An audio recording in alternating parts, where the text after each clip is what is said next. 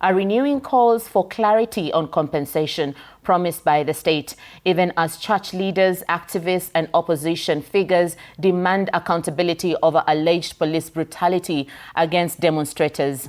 As the country continues to grapple with questions of accountability and justice nearly 2 years later, those affected say promises alone are no longer enough.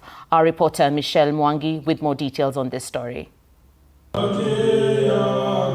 With just 3 days to the second anniversary of the June 25th Gen Z protest, families of victims gathered at Nairobi Baptist Church to remember loved ones whose lives were cut short during one of the most defining moments in the country's recent history.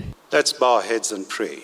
But beyond the prayers and tributes, a familiar demand echoed throughout the service. For many here, the anniversary is not only a moment of remembrance, but also a reminder of promises they say remain unfulfilled. One after another, the names of those killed during the demonstrations were read aloud. Vance Kirato Karobia, Credit Oyaro, Caroline Shiramba.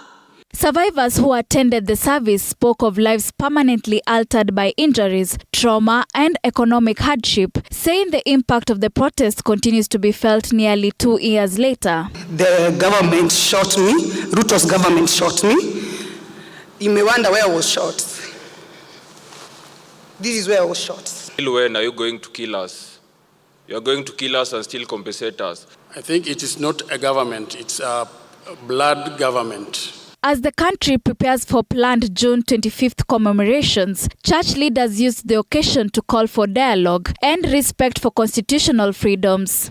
We confess woe to those who have made unjust laws, who have written oppressive decrees, who have denied justice to the poor and withheld it from the needy of this nation. God is raising us to rebuild what is broken, to speak the truth, to demand justice, and to imagine a different, renewed Kenya, our lovely nation. The memorial service also drew activists and opposition leaders who argued that the country cannot move forward without addressing unresolved questions surrounding protest-related deaths, injuries, and alleged abductions. We want to demand that this government allows the families of the victims and friends to honor these heroes in peace.